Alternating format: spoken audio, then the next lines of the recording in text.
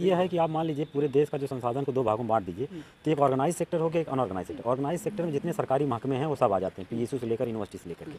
अगर डाटा की बात करें तो आप देखिए कि जैसे आरटीआई की रिपोर्ट है कि कहीं भी एक भी अगर यूनिवर्सिटियों में प्रोफेसर ओबीसी के नहीं है, दलित के नहीं है, माइनॉरिटी से नहीं है या आदिवासी से नहीं है, तो सवाल है कि जो इस वर्ग से आने वाला स्टूडेंट है वो किसके अंडर में रिसर्च करेगा, उसको रिसर्च कौन कराएगा, एक सवाल है। और रिसर्च किस पर होते हैं, जो देश की समस्या है, देश की समस्या सबसे ज़्यादा भुक्तभोगी कौन है, जो मार्जिनलाइज सेक्शन, जो वंचित समाज के लोग हैं, एससी एसटी ओबीसी माइनॉरिटी के लोग हैं। सबसे ज़्यादा परेशानी, सबसे ज़्यादा पीड़ा, सबसे ज़्यादा गरीबी की वंचना, अगर भुखमरी की वंचना, अशिक्षा की वंचना, रोजी रोजगार की तंगी की वंचना जो है यही समाज झेल रहा है, क्योंकि संख्या में समाज ज़्यादा। ईडब्ल्यूएस रिजर्वेशन आया, आपने 10% वो समुदायों को रिजर्वेशन दिया है जो समुदाय सदियों से भारत के हर महकमे में, चाहे वो मंदिर हो, चाहे जुडिशरी हो, चाहे आपका विश्वविद्यालय हो, रोजगार हो, कारपोरेट हो, वाणिज्य हो, हर महकमे में ओवर रिप्रेजेंटेड हो। 15% है लेकिन 90% उनकी भागीदारी है। इसका मतलब आर्थिक आधार पर रिजर्वेशन नहीं है, ये जाति आधारित रिजर्वेशन है, जिसको आर्थिक आधार का मुलम्मा पहना करके देश की जनता को भ्रमित किया जा रहा है। आर्थिक संसाधनों में एससी एसटी ओबीसी माइनॉरिटी के लोगों की भागीदारी सुनिश्चित की जाए। जो शिक्षा और स्वास्थ्य है उसको जो है प्राइवेटाइजेशन से दूर रखा जाए। प्लेटलेट के नाम पर पल्पी का जूस उसको चढ़ा दिया गया और उसकी डेथ हो गई। और ओबीसी के लिए तो 2010 में पहली बार यूनिवर्सिटी के दरवाजा खोले गए,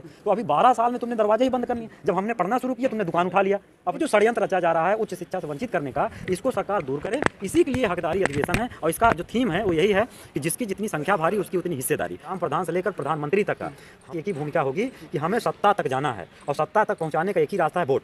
और वोट है हमारा बिखरा हुआ, तो हम उन सारे बिखरे हुए वोट को एकजुट करेंगे। अधिवेशन है हकदारी अधिवेशन कि जो समुदाय चाहे सत्ता हो संसाधन हो जिनसे उनको वंचित किया गया है उनको हक दिलाने का है। अब हक ये है कि आप मान लीजिए पूरे देश का जो संसाधन को दो भागों में बांट दीजिए, तो एक ऑर्गेनाइज सेक्टर हो गया, एक अनऑर्गेनाइज सेक्टर। ऑर्गेनाइज सेक्टर में जितने सरकारी महकमे हैं वो सब आ जाते हैं, पीएसयू से लेकर यूनिवर्सिटी से लेकर के। अगर डाटा की बात करें तो आप देखिए कि जैसे आरटीआई की रिपोर्ट है कि कहीं भी एक भी अगर यूनिवर्सिटियों में प्रोफेसर ओबीसी के नहीं है, दलित के नहीं है, माइनॉरिटी से नहीं है या आदिवासी से नहीं है, तो सवाल है कि जो इस वर्ग से आने वाला स्टूडेंट है वो किसके अंडर में रिसर्च करेगा, उसको रिसर्च कौन कराएगा, एक सवाल है। और रिसर्च किस पर होते हैं, जो देश की समस्या है, देश की समस्या सबसे ज़्यादा भुक्तभोगी कौन है, जो मार्जिनलाइज सेक्शन, जो वंचित समाज के लोग हैं, एससी एसटी ओबीसी माइनॉरिटी के लोग हैं। सबसे ज़्यादा परेशानी, सबसे ज़्यादा पीड़ा, सबसे ज़्यादा गरीबी की वंचना, अगर भुखमरी की वंचना, अशिक्षा की वंचना, रोजी रोजगार की तंगी की वंचना जो है यही समाज झेल रहा है, क्योंकि संख्या में समाज ज़्यादा है। इस देश में बहुसंख्यक आबादी एससी एसटी ओबीसी माइनॉरिटी की है। तो अगर बेरोजगारी होगी तो सबसे ज़्यादा चपेट किस पर पड़ेगी, यही समाज होगा। अगर मान लीजिए कोरोना आया तो सबसे ज़्यादा अगर मरे लोग किसमें, इससे मरे जो त्रासदी कोई भी देश में आएगी तो इसी से होगा। दूसरी चीज़ है रिजर्वेशन का, भी ईडब्ल्यूएस रिजर्वेशन आया, आपने 10% वो समुदायों को रिजर्वेशन दिया है जो समुदाय सदियों से भारत के हर महकमे में, चाहे वो मंदिर हो या फिर जो है आपके संस्थान हो, चाहे जुडिशरी हो, चाहे आपका विश्वविद्यालय हो, रोजगार हो, कारपोरेट हो, वाणिज्य हो, हर महकमे में ओवर रिप्रेजेंटेड हो। 15% है लेकिन 90% उनकी भागीदारी है। तो उसको सुप्रीम कोर्ट ने 10% रिजर्वेशन को वैलिड किया, वैध कहा। लेकिन सदियों से जो बैकवर्ड समाज है, ओबीसी समाज, जिसकी आबादी 1931 के हिसाब से 52% है, उसको 27% महदूद रखा गया, सीमित करके रखा गया। तो ये हकदारी आंदोलन ये भी है कि जाति जनगणना करा के जिन जातियों की जो आबादी है उसके हिसाब से उनका न्याय किया जाए, संस्थानों में, हर महकमों में, सत्ता और संसाधनों पर उनकी डिस्ट्रीब्यूशन किया जाए और उनका जितना हक बनता है वो लेजिटिमेट शेयर उनको मिलता है जो कॉन्स्टिट्यूशन कहता है।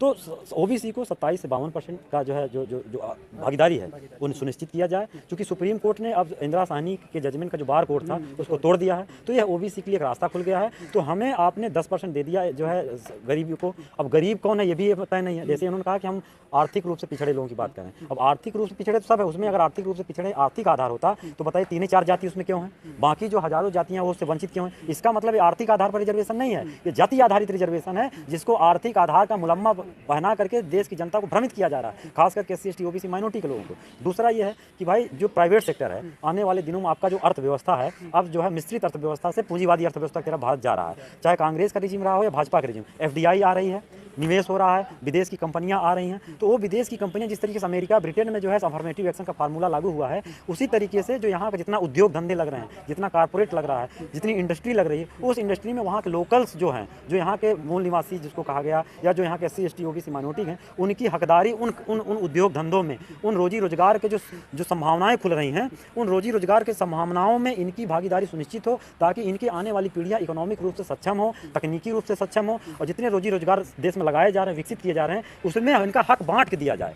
ये नहीं कि सिर्फ वादे किए जाएँ, वो बांट के हक का मतलब है जैसे कि इस देश में महिला रिजर्वेशन की बात आई तो ये बोला गया कि महिला रिजर्वेशन में किस महिला की, तो जो SC ST OBC की महिलाएं हैं उनका जब भी हो तो उसको बांट दिया जाए, पहले से उनका हक सुनिश्चित कर दिया जाए। उसी तरह हम चाह रहे हैं कि जो भी रोजगार आ रहे हैं, जो भी कंपनियां आ रही हैं, वो अपने यहाँ फार्मूला लागू करें। और सरकार, ये जो सेंटर की सरकार है, चाहे किसकी भी सरकार हो, इस समय तभी जो है भाजपा की नीति गठबंधन है, NDA की सरकार है, इन सरकार के जो नेता हैं, जो रहनुमा हैं, इनसे हम लोगों की भी मांग है कि जितने भी कारपोरेट लग रहे हैं, जितने भी उद्योग धंधे भारत में लग रहे हैं, उन उद्योगों में, उन आर्थिक संसाधनों में SC ST OBC माइनॉरिटी के लोगों की भागीदारी सुनिश्चित की जाए। ये हमारा मांग है, ताकि आने वाली पीढ़ी एक अच्छा जो है एक व्यवस्थित और जो है गरिमापूर्ण जीवन जिए, जो भारत के संविधान में जिसका प्रॉमिस किया गया है। एक ये है। दूसरा जो शिक्षा और स्वास्थ्य है, उसको जो है प्राइवेटाइजेशन से दूर रखा जाए, उसको फ्री किया जाए, एसेसिबल फॉर ऑल किया जाए। ये ना हो कि आप मैदानता में बड़े बड़े लोग जो है अपना इलाज करा लें और गरीब आदमी जो है सरकारी अस्पताल में उसको समझ लीजिए, इलाहाबाद में एक हॉस्पिटल का खबर आई थी कि प्लेटलेट के नाम पर पल्पी का जूस उसको चढ़ा दिया गया और उसकी डेथ हो गई।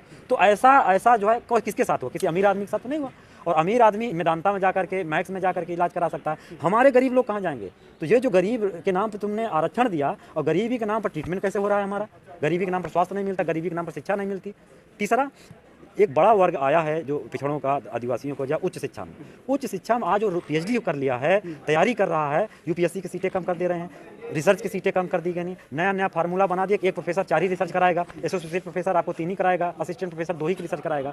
तो बहुसंख्यक आबादी, हायर एजुकेशन जो अभी आना ही शुरू हुआ, और OBC के लिए तो 2010 में पहली बार यूनिवर्सिटी के दरवाजा खोले गए। तो अभी 12 साल में तुमने दरवाजे ही बंद कर लिए। जब हमने पढ़ना शुरू किया, तुमने दुकान उठा लिया अपनी, कभी उनको रास्ते बंद कर दिए, सीटें लिमिट कर दी, प्रोफेसरों को तुमने सीटें कम कर दी। तो जो प्रोफेसर आज के डेट में रिसर्च भी कराना चाहे तो 4 स्टूडेंट से ज़्यादा रिसर्च नहीं करा सकता अपने अंडर में।